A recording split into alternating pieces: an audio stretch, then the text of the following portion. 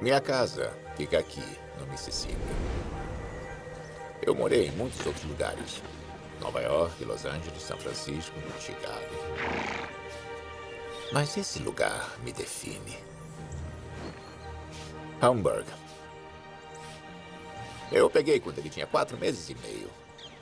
Subnutrido, mas cheio de atitude.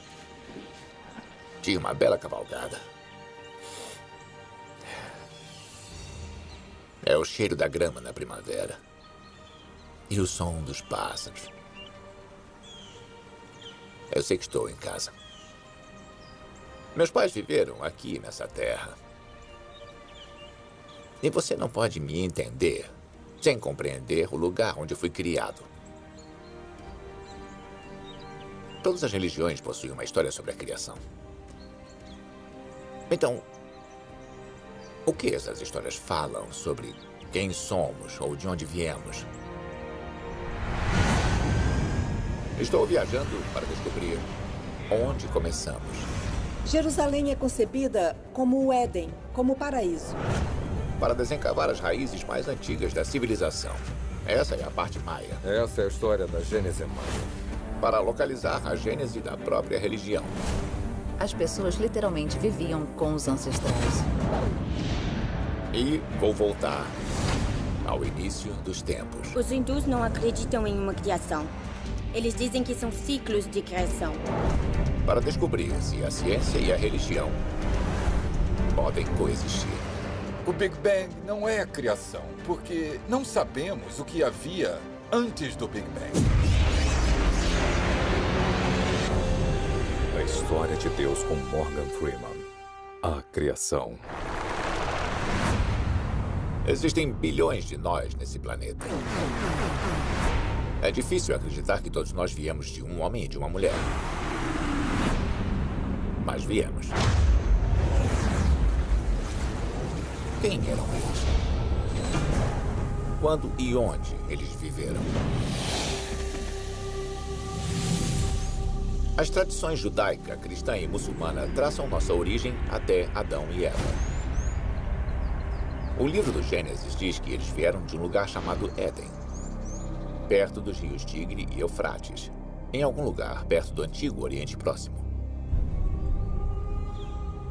Ninguém conseguiu encontrar o local do Jardim do Éden, apesar de muitos terem tentado.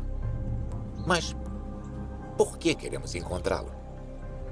Bom, o motivo é interessante. O Jardim do Éden não representa apenas o começo da humanidade. É o começo da nossa conversa com Deus. E descobrir onde e quando isso aconteceu nos diria um bocado sobre quem somos. Por isso, estou indo a Jerusalém.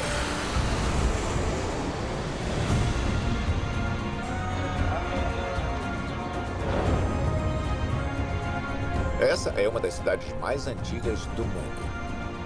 Existem provas de que pessoas vivem aqui há mais de 7.000 anos. Hoje é o centro religioso do mundo judaico. Foi por aqui que o Gênesis foi escrito há cerca de 2.500 anos. A arqueóloga Jodie Magnus está me levando para a Basílica do Santo Sepulcro, onde existe um elo pouco conhecido com o Jardim do Éden. Então é essa aqui. Essa aqui é a Basílica do Santo Sepulcro. Muitos cristãos acreditam que este é o local onde Jesus foi crucificado e enterrado. Mas outra antiga tradição também diz que esse é o local onde foi enterrado Adão. Essa área em que estamos entrando fica debaixo da rocha do Gólgota, que é o afloramento rochoso em que os cristãos acreditam que Jesus foi crucificado. Aqui é chamado de Capela de Adão. Existe uma tradição muito antiga do cristianismo que liga este local a Adão, o primeiro homem. Quando Jesus foi crucificado no topo da rocha, acima de nós, seu sangue escorregou para baixo por uma rachadura na rocha e Adão, o primeiro homem, estava enterrado aqui.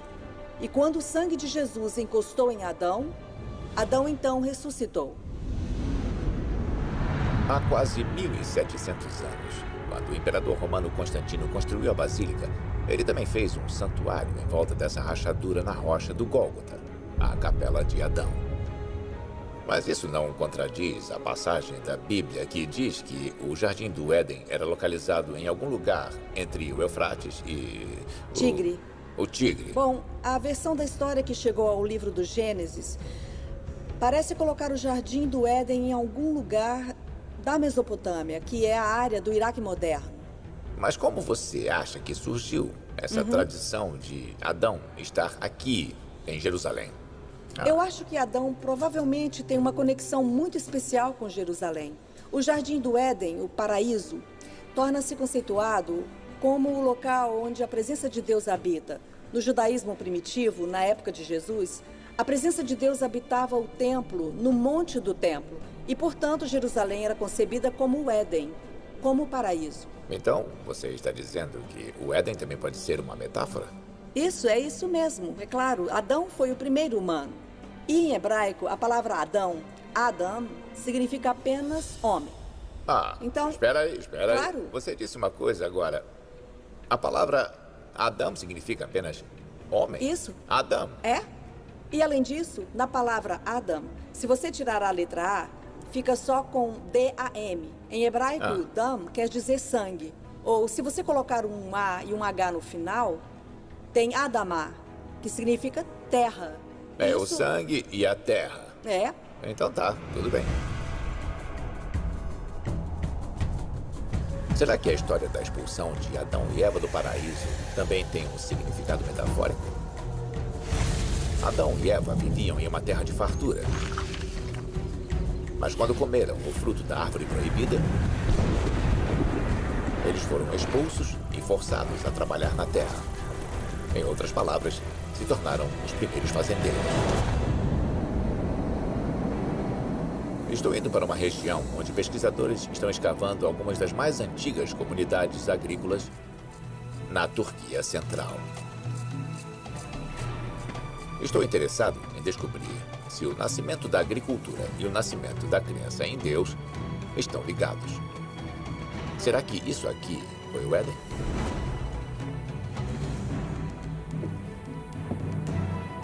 Amy? Oi, vamos entrando. A arqueóloga Amy Bogart tem escavado com sua equipe aqui em Çatalhöyük por 2 décadas. Bem-vindo. Obrigado. Então, Çatalhöyük. Um assentamento com 9.000 anos. 9.000 anos. Incrível, não é? Então, a extensão total é de 32 acres, equivalente a 20 campos de futebol de extensão. Campos de futebol ou de futebol americano? Não sei. Provavelmente futebol. Tá bom. Mas eles têm tamanhos muito parecidos. É. Você pode ver que aquelas casas são muito coladas umas nas outras. Não há muito espaço entre elas. Não há espaço nenhum entre elas. É. Elas não tinham janelas nem portas. Cada casa devia ter sua própria entrada por Devia? cima. É. Çatalhöyük era uma cidade sem ruas. As pessoas que viveram aqui caminhavam pela cidade por cima dos telhados. E elas também trabalhavam nos telhados. As pessoas de Çatalhöyük foram alguns dos primeiros habitantes das cidades. Mas eu quero saber se eles também foram alguns dos primeiros crentes. Eles achavam que o mundo havia sido criado por um Deus? Amy me leva até uma casa que pode possuir as respostas. Para que serve aquele buraco com uma margem vermelha que parece muito definido? E se tem um sentido? É um detalhe típico que você encontra em Chatal e que é um nicho para esconder as coisas. Como dinheiro em obsidiana, sabe? O vidro vulcânico que era valioso como material cortante. Você não encontra com facilidade. Isso mesmo. Os esconderijos mais importantes que os arqueólogos encontraram aqui ficam debaixo das áreas de dormir. Tá, e o que são aqueles buracos ali em cima? Na verdade, aquilo são túmulos. São fossos onde... Espera um pouco. Um ser humano não caberia ali. Um bebê, talvez. A forma que eles tinham para colocar os adultos maduros nesses fossos era amarrá-los muito bem, em uma posição flexionada. E os buracos eram reabertos e novos indivíduos eram colocados enquanto a casa existisse. Olha. As pessoas eram enterradas debaixo das plataformas, então elas literalmente viviam com os ancestrais. Isso parece ter algum conteúdo religioso. Acho que você tem razão. E isso levanta perguntas sobre o que você pode chamar de práticas ritualísticas, que pareciam ser cruciais para a vida em comunidade. Será que esses enterros são provas de uma crença em Deus? O antropólogo Harvey Whitehouse está tentando entrar nas mentes desses primeiros habitantes da cidade. Isso aqui é um modelo autêntico de como achamos que devia ser uma casa típica de Satalhuk. Esses são os tipos de objetos que podíamos esperar encontrar em uma dessas casas. Aqui temos exemplos de arte nas paredes. Podemos encontrar cabeças de touro. A gente costuma encontrar elas dentro das paredes. Em um caso, eu as vi arrumadas como se fossem um escudo protetor em volta desses espaços vazios. E sabemos que esses espaços eram usados para dormir. Mas, Harvey, você é um antropólogo. Então, você entende mais sobre as mentes dessas pessoas, não é? Bom, a minha imaginação corre solta em um ambiente como esse, porque eu vi o tipo de coisa que sai das paredes e o que eles encontraram debaixo do chão.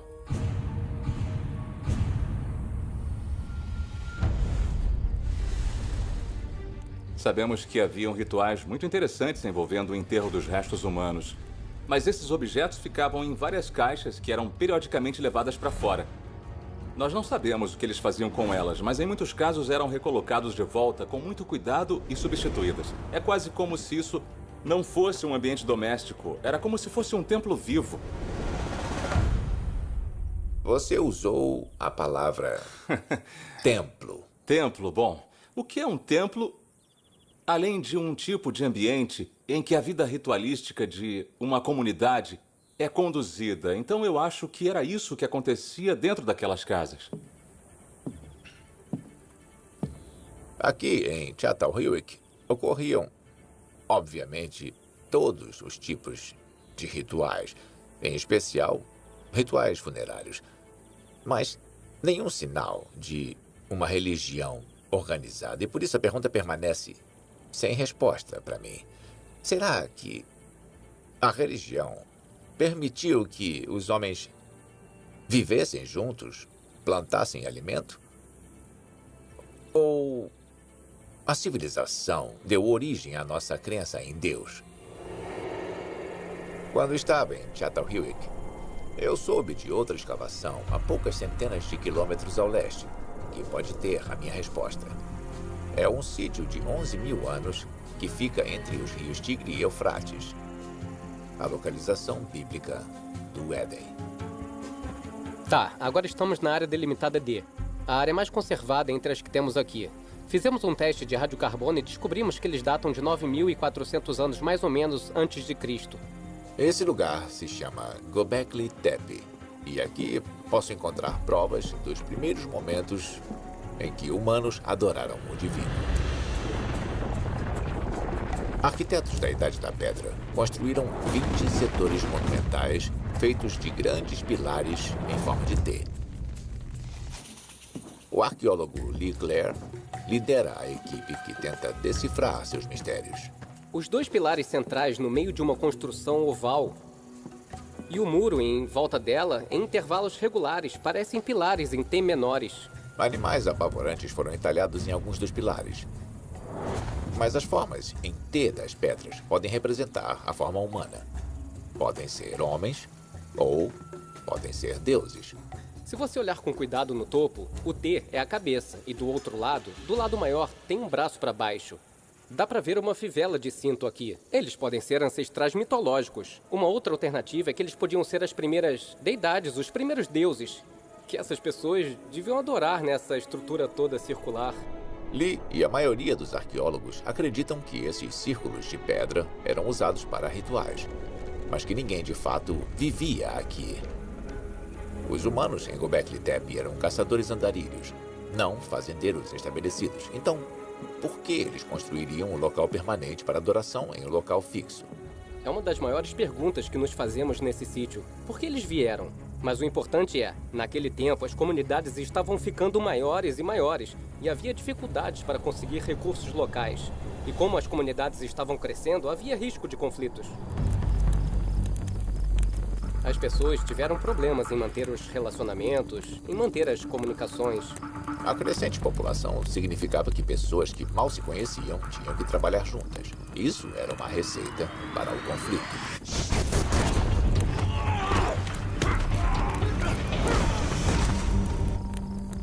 Os rituais religiosos em Göbekli Tepe podem ter acalmado esses conflitos. É possível que, pela primeira vez na história da humanidade, pessoas de grupos diferentes tenham se juntado em volta de crenças em comum. E nesses primeiros momentos que formaram a religião, eles podem ter compartilhado histórias sobre os locais de onde vieram. Histórias que celebravam um passado em comum e os uniram para o futuro.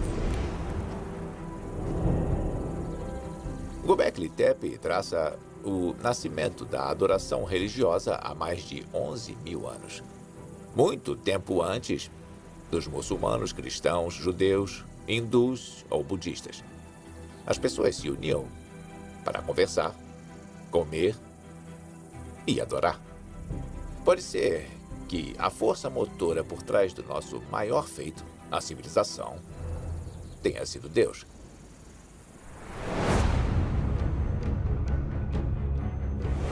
Mas hoje, nós não compartilhamos mais uma história sobre a criação. Vivemos em uma sociedade global, formada por diferentes culturas, e a ciência nos deu uma nova perspectiva sobre a criação. Ela até mesmo alega saber o segredo máximo da nossa origem cósmica. Será que a ciência e a religião podem concordar sobre a criação? A história da nossa criação me confunde desde que eu era um menino. Ela começou bem aqui, em uma igreja em Greenwood, Mississippi.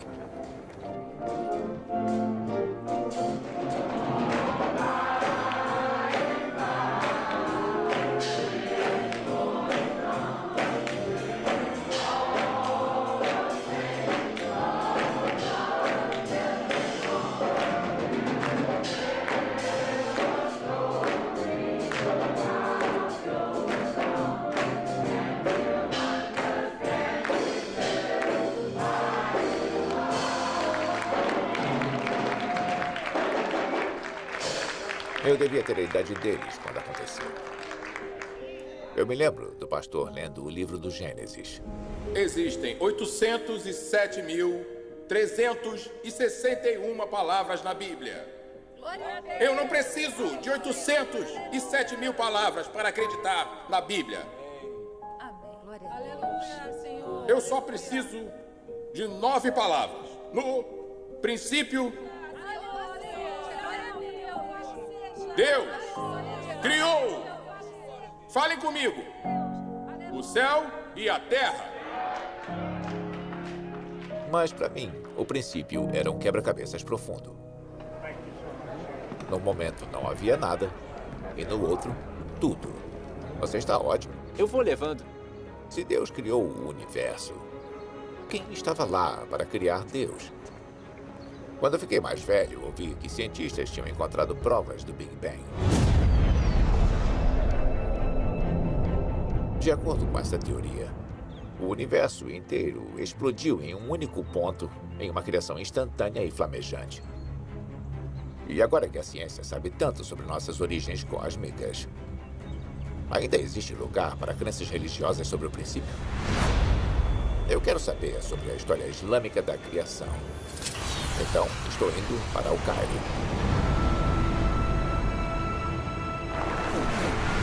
Uma das maiores e mais antigas cidades do mundo muçulmano. O Islã tem raízes profundas na ciência. Astrônomos muçulmanos mapeavam os céus pouco depois do tempo de Maomé. Eu nunca havia notado aquilo. O que é? Aquilo é o minarete da mesquita de Al-Hussein. O historiador de Harvard, Ahmed Ragab, está me levando para um dos centros espirituais do Cairo, a mesquita de Al-Hussein.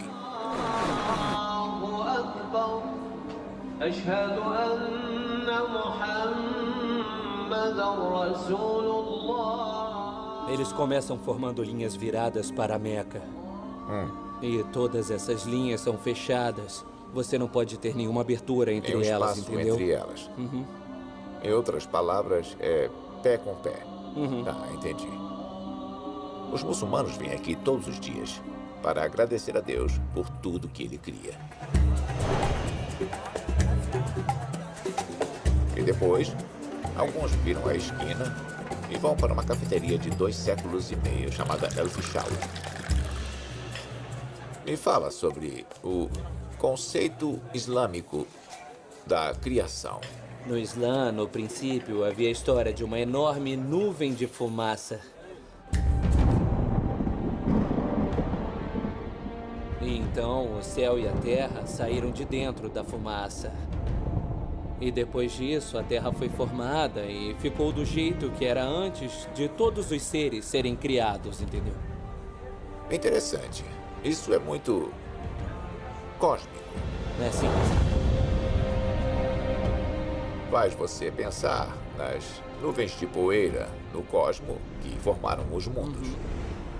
Essas ideias sobre essas enormes nuvens e das coisas que saíram de dentro delas é muito poderosa em várias tradições mitológicas ao redor do mundo e faz parte da narrativa islâmica sobre a criação. No Islã, o momento da criação existe ao lado da visão científica da formação da Terra. O mesmo é verdade para tradições muito mais antigas do que o Islã.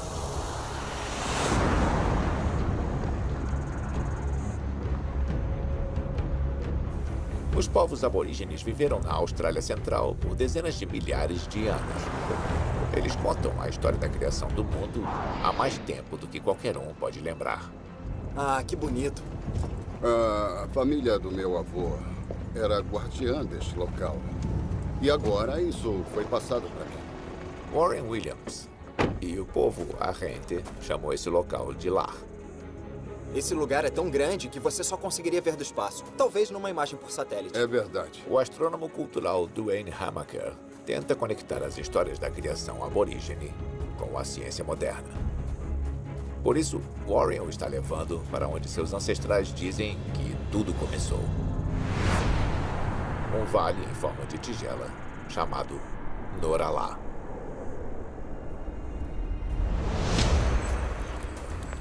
É uma tradição do povo Arrente contar suas histórias à noite, quando eles podem ver seus criadores, os guardiões do céu.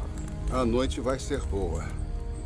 Olha só o céu de hoje. Olha quantas estrelas.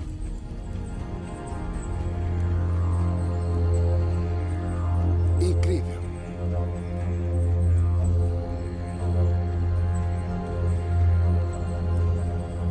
A história se passa em uma era chamada o Sonhar, quando os guardiões do céu viviam na Via Láctea. O Sonhar é um período da criação quando tudo estava começando. Quando as mulheres estavam dançando em uma cerimônia e uma delas tinha um pequeno bebê nos braços.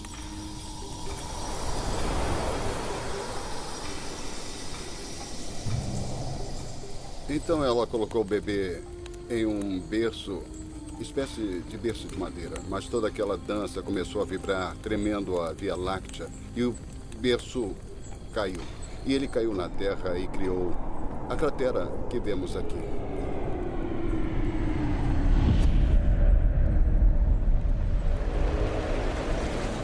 Isso é fascinante porque, de acordo com os cientistas, foi um asteroide que atingiu o solo e causou uma explosão enorme, criando essa grande cratera aqui. Duane quer saber mais sobre o berço da história que Warren e seus ancestrais veem como a causa da sua criação. Esse aqui. Você pode ver a Via Láctea com clareza. E aquilo parece com um berço caindo direto da Via Láctea. Na astronomia ocidental, chamamos aquilo de Corona Australis. Aquela constelação significa a coroa do sul. Mas você está certo, parece mesmo com o berço caindo da Via Láctea. É, parece um berço virado. Quando amanhece, Dwayne pede para Warren mostrar para ele onde exatamente o bebê das estrelas pousou. Passa bem por aqui? É. Dá só uma olhada. Fica bem no centro da cratera meteórica geologicamente chamada de Gosses Bluff. Então é aqui? É. Foi aqui que começou. Bom, as rochas caíram aqui no solo, formando isso. E o primeiro homem foi criado. E a primeira mulher também. E eu estou aqui agora por causa deles. Tudo começou aqui, caindo do céu à noite e criando tudo isso. A ciência nunca considerou de verdade algumas dessas antigas histórias da criação como válidas. E o que estamos descobrindo é que a história da criação, sob uma perspectiva aborígene e sob uma perspectiva científica, aqui em Tnorula, são idênticas. São exatamente iguais. Para o povo Arrente, a vida começou aqui. E a tradição exige uma saudação aos ancestrais sempre que você entra nesse local sagrado. Oi!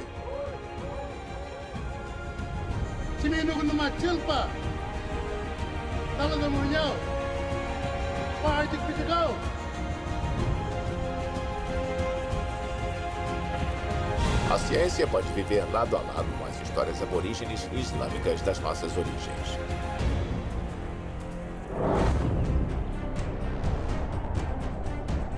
Mas agora estou curioso sobre a ciência e a história judaico-cristã. Então eu vim até Roma, onde o teto da maravilhosa Capela Sistina de Michelangelo retrata o livro do Gênesis. Em 6 dias, Deus cria a luz, faz o sol e a lua e cria o homem.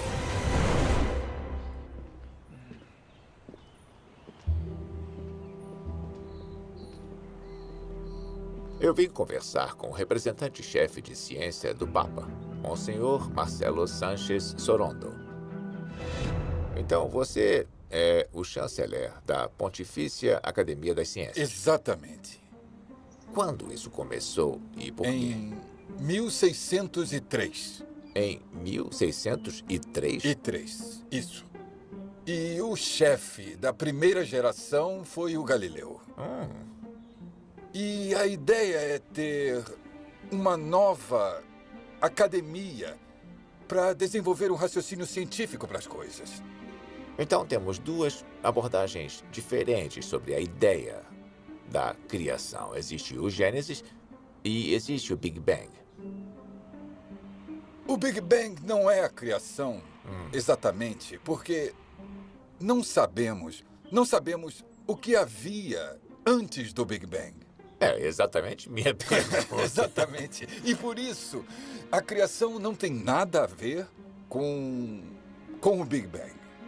E outra coisa é que a Bíblia não traz uma ideia científica sobre a criação. Em outras palavras, a ciência não pode provar nem deixar de provar. Exatamente.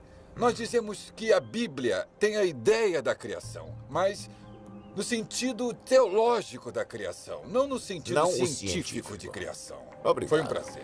Obrigado. A Igreja Católica não vê mais o livro do Gênesis como uma descrição literal da criação.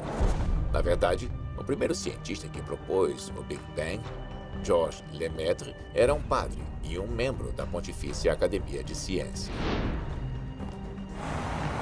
Então, como exatamente a crença em Deus se encaixa na cosmologia moderna? Olhar esse teto abobadado incrivelmente alto é como alcançar o paraíso. Sim, de certo modo, essa é uma representação do céu. Do céu teológico. Estou me encontrando com o padre Giuseppe Tanzella-Nitti, um cientista do Observatório do Vaticano. Eu estou muito fascinado por você. Você é um astrônomo. E também é um homem da igreja. O meu campo de estudos eram as radiogaláxias, quasares e objetos extragalácticos. Era um outro tipo de céu. Eu lembro que, quando tirávamos um espectro da galáxia, eu costumava rezar enquanto esperávamos. E dizia: Deus, obrigado por esse maravilhoso universo que vós nos destes. Deve ter havido um momento em que você se questionou sobre a natureza da criação. Achamos que existe uma dissonância entre o sentido bíblico da criação e o sentido científico, o Big Bang. Eles são muito diferentes. A criação, de um ponto de vista teológico, é perfeitamente comparável com o Big Bang, porque você sempre precisa de uma causa primeira. Deus, o Criador, está fora do espaço-tempo. Existe antes de todo o tempo. Então, o ato da criação não é nunca um fim em si, porque a criação é uma forma como Deus continuamente mantém o universo. Para Giuseppe e outros como ele, a cosmologia não apenas permite espaço para a criação divina, como também oferece novas maneiras de compreender Deus como o mestre do espaço e do tempo.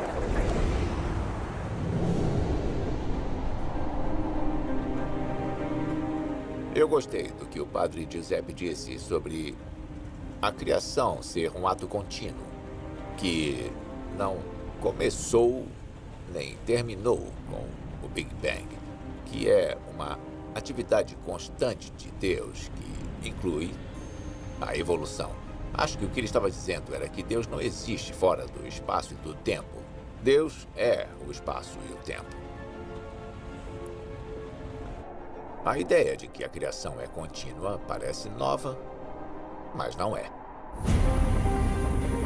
Nas profundezas da floresta tropical da Guatemala, cidades perdidas revelam infinitas criações dos antigos maias.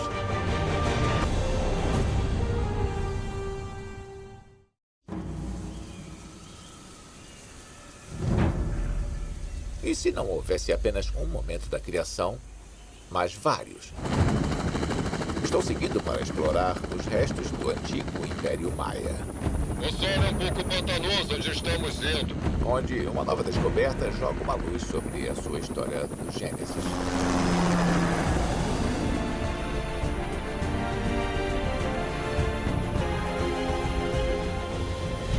Poucas estradas passam pela densa selva do norte da Guatemala hoje em dia. Mas o arqueólogo Richard Hansen me conta que, há 2000 anos, essa era uma das maiores cidades do mundo. Gostamos de pensar em Los Angeles e Nova York como cidades modernas, mas essas pessoas tinham as mesmas perspectivas das suas cidades. Entendi. Eles tinham sistemas de água e tinham vias expressas. É verdade? O primeiro sistema de vias expressas do mundo. Bem-vindo a El Mirador. Essa pirâmide é uma das maiores estruturas do mundo em termos de volume. Essa pirâmide tem mais de 1 quilômetro de base.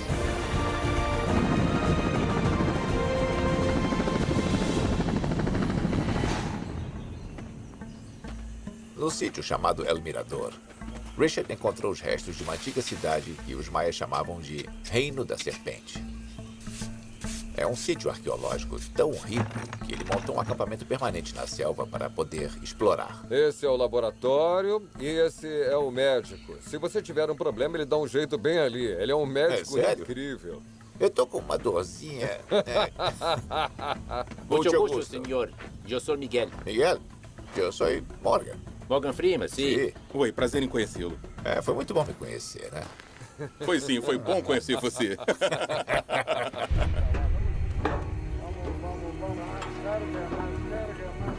Pronto? É isso aí, vamos nessa.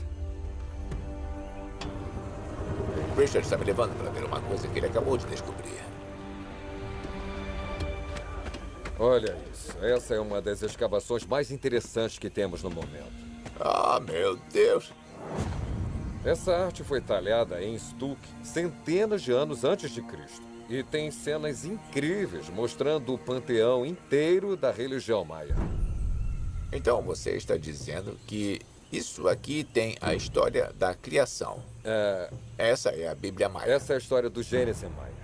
Com todas as deidades necessárias para contar essa história. Isso é inacreditável. Quer dizer, se você parar para pensar que isso não foi feito no século XV ou XVI. Isso foi feito há pelo menos 2000 anos. Essa é a versão mais antiga da história sagrada da criação dos maias que já foi encontrada. O foco é em 2 nadadores carregando uma cabeça decepada. Essa cabeça dá uma pista sobre quem esse aqui teria sido. Acho que esse é Hunahpu. Ele é o pai dos heróis gêmeos que participam de todo o processo da criação.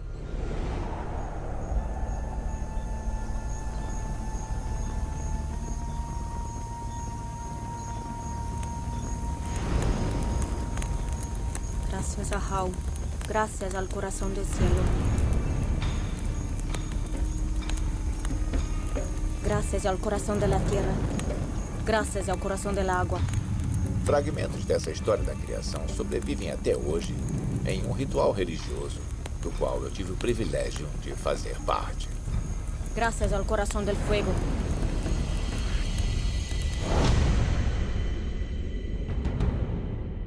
O ritual relembra a saga do deus do milho sendo enganado para descer ao submundo, onde foi decapitado.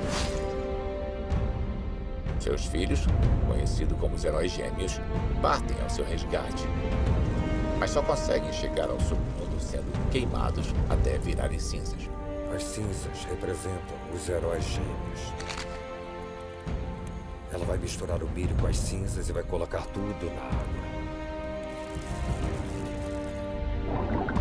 Conforme as cinzas afundam para as águas subterrâneas, os heróis gêmeos se regeneram. Eles retornam para a Terra com a cabeça do deus do milho e vão plantá-la no solo.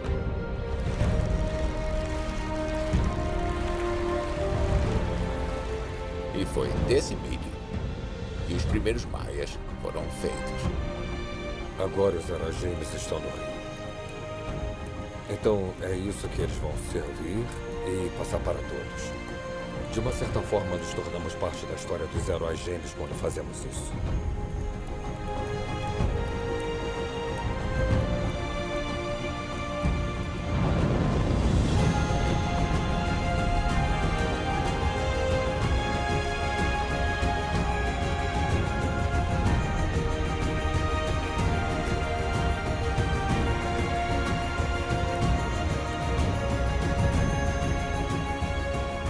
Nós não fazemos rituais em homenagem a Adão e Eva, mas os heróis gêmeos eram cruciais para a cultura maia.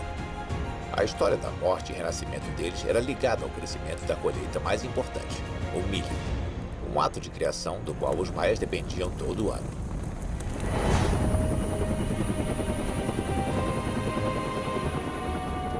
E Richard me conta que a arquitetura deles também era focada na criação. Ela espelhava uma fonte de poder que eles viram nos céus. Para me mostrar como, ele me leva 65 quilômetros dali para as ruínas da cidade de Tikal.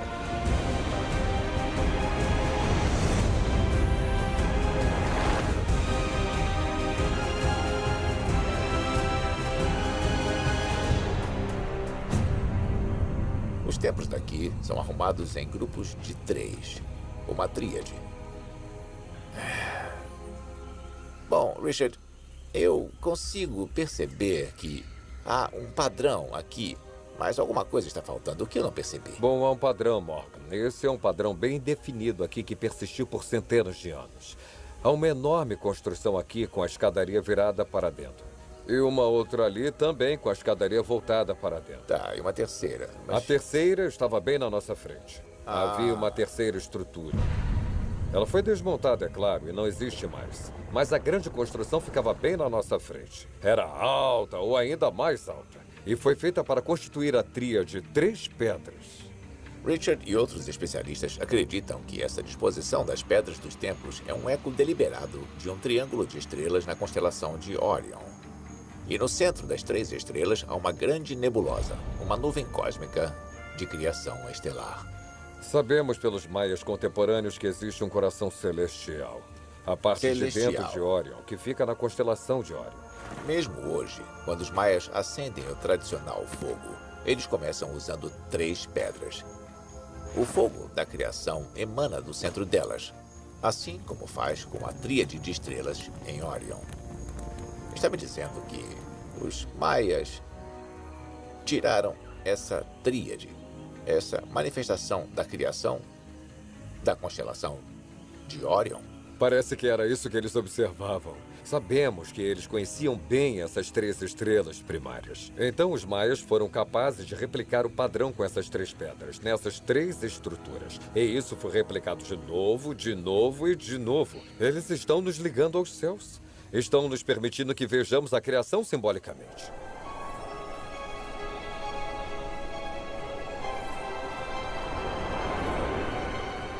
Olhando à minha volta, eu fico pasmo pelo tamanho do que os maias criaram. Cidades enormes e pirâmides colossais. Foi uma civilização cuja religião era focada na criação e na contínua regeneração da criação. E mesmo assim, tudo acabou. Tudo o que os maias criaram desabou.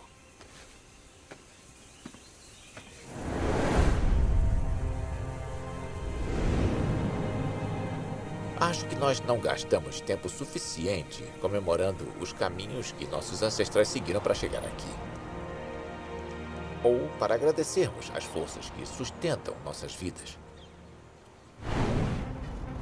Mas há uma cultura que agradece a criação todos os dias.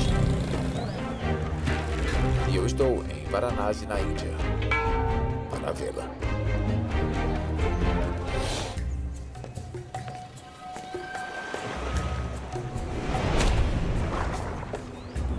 A Índia é o lar de 1 bilhão de hindus, a terceira maior fé do mundo.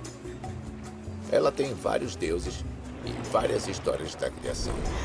Uma das mais conhecidas gira em torno do rio que dá vida a eles, o Ganges, ou Ganga. Morgan, agora estamos no rio Ganga. Ganga? Ganga, o mais sagrado dos rios sagrados e o centro do universo hindu.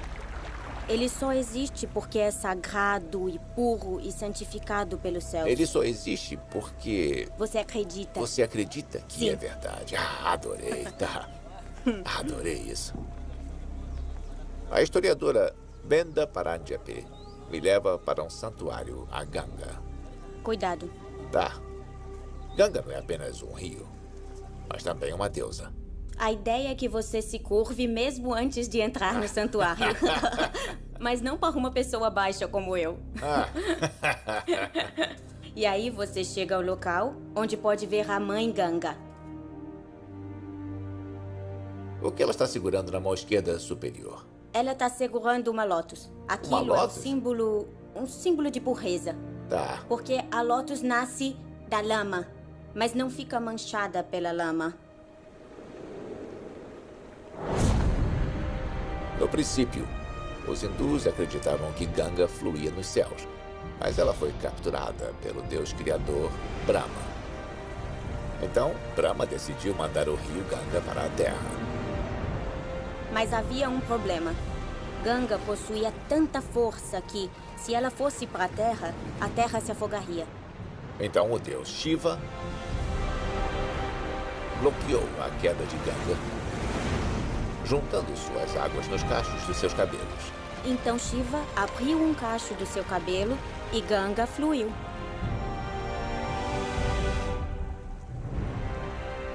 Ela é a mãe porque dá vida a tudo. Esse rio sagrado veio de um rio nos céus que chamamos de Via Láctea. Dizem que a Via Láctea, na verdade, é um reflexo do que vemos naquelas águas que estão muito além.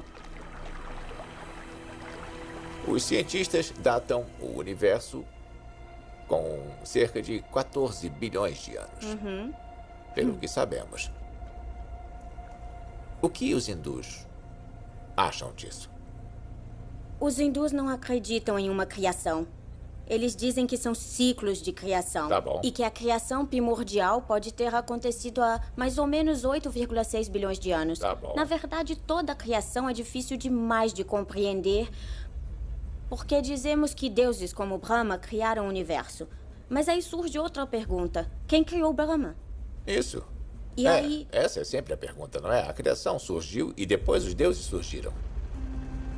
Dizem que os sábios, quando estão no seu transe, recebem essa revelação sobre como a criação aconteceu.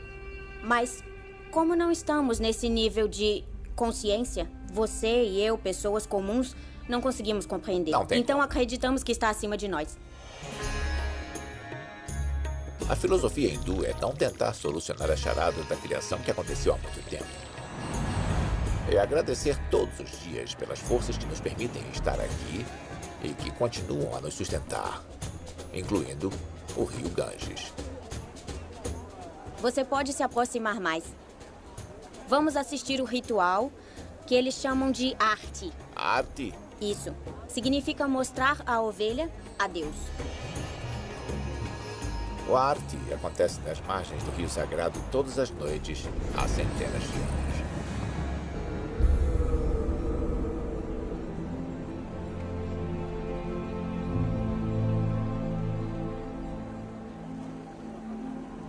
A oração é essa. Deus, você é como meu pai, como minha mãe. Como a minha mãe. Toda a minha existência é você. Toda a minha existência é você. Eu sou apenas uma sombra. Sou um recipiente. Que contém você. Que contém... Isso é maravilhoso. 7 sacerdotes oferecem todos os elementos a Ganga. Água, ar, terra na forma de flores e o mais importante de todos, luz, que representa nossas almas.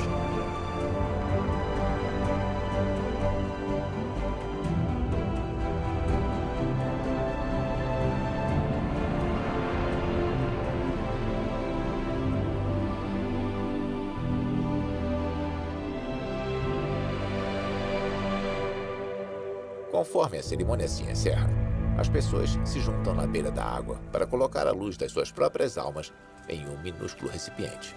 Essa é a nossa forma individual de nos oferecer ao rio.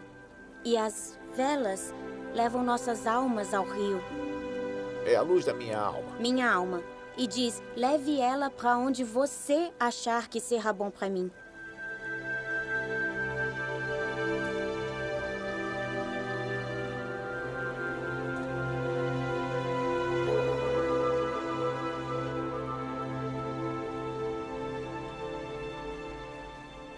A versão hindu da criação me agrada. Ela diz que os deuses ainda não existiam na criação original. Eles têm essa bela passagem do Rig Veda sobre o princípio. Não havia inexistência nem existência. Está dizendo que a ideia está além da definição humana, além do intelecto humano. Apenas aceite. De onde nós viemos? De um homem e uma mulher banidos do paraíso que começaram a trabalhar na terra? De gêmeos heróis plantando o milho que precisavam para começar uma civilização? De um grande rio que dá a vida a um povo inteiro? Essas ideias sobre nossa origem são as histórias mais antigas que temos. São palavras compartilhadas e lembranças distantes que formam a cola da nossa civilização. Nem todos compartilham a mesma história da criação. Todos viemos de lugares diferentes. Mas todos nós, seja lá em que acreditemos, podemos compartilhar uma coisa: a admiração e a gratidão por estarmos todos aqui.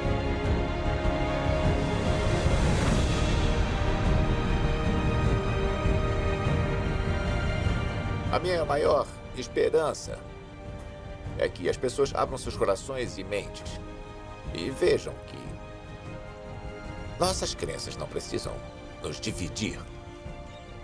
Elas têm o poder de nos unir, de permitir que juntos façamos coisas memoráveis.